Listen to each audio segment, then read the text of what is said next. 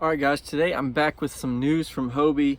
They just released a brand new kayak, not an update to anyone in the line, but an actual new kayak, and it's called the Mirage Passport. And this is something they kind of looks like they took from the Compass and just went full blast with it. It's a cheaper kayak. It comes in at $12.99, so it's the cheapest pedal drive that Hobie makes, and I think one of the cheapest, if not the cheapest, on the market.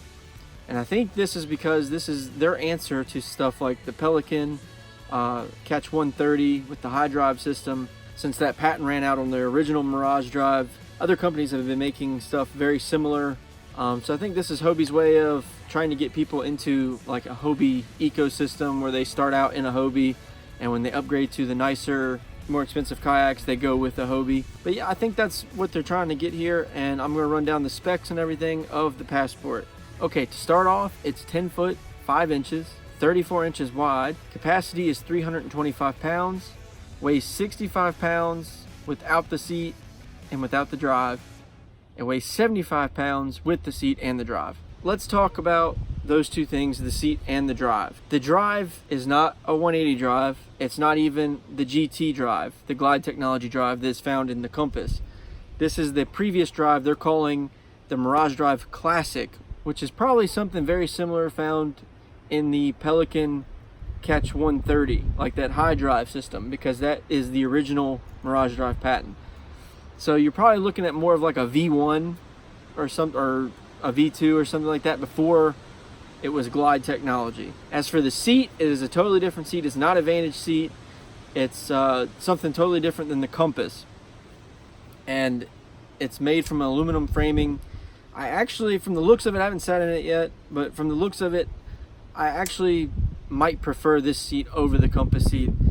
It just looks a little bit better, a little more simple, but it looks like a nice seat, and this is definitely an entry-level kayak, so you don't need anything fancy there. The biggest thing of all, it is not rotomolded. It is not a rotomolded kayak. It is a thermoform kayak, similar to the Pelican. That means it's two pieces pushed together, and there's a seam there. Hence the two colors. They have a slate blue and a seagrass green, but that's just the top half of the hull. The bottom half of the hull is white, but it looks like they took the Compass hull design. It looks very similar to the Compass. It's just squished down to a 10.5 foot version, and of course it's not the rotomolded. And then you have a cargo area up front, a very small cargo area. There's no room to put a circle hatch or anything up there. It's just got bungees. You get a circle hatch in the middle. You get two rod holders. It looks like an aluminum paddle comes with it. You get a little spot in the tank well that looks like you can fit an 8-inch twist and stow hatch. It's a twist and stow rudder, but without the pull strings. So basically, you fold it down, or when you're coming in, you hit whatever you come in and it pops up automatically. And then when you get up, you actually fold it up yourself all the way. So they cut a lot of corners with this. They made it basically the bare necessities. You do get track mounts, you get bungees. It does come with a paddle and rod holders, but they cut a lot of the fancy stuff out and just made a simple kayak. At $12.99, it comes in about $600 or $700 cheaper than the Compass, which was their cheapest Hobie in the lineup. So I think it's the right move, and I actually really like this. I think this is great for kids if you want to get your kids into a pedal drive or something like that. I think this is the perfect kayak for either beginners, kids, just people who want to tour, somebody who just wants something simple and cheap, but still get a quality brand like Hobie. And it's going to fight off those other kayaks that have kind of taken that old Mirage Drive patent, like the Pelican and I think what's the Lightning or something like that. I think it's really made to compete against those things. Let me know in the comments below what you think about the Passport 10.5.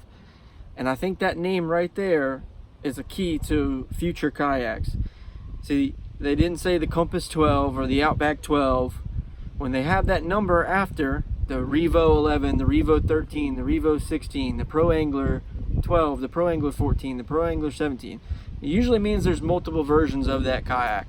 So I would not be surprised to see either later on in the spring, summer, or by fall for next year's whole revamp to see a Passport 12 or whatever I think there's going to be multiple kayaks in this Passport line just because they put the number after.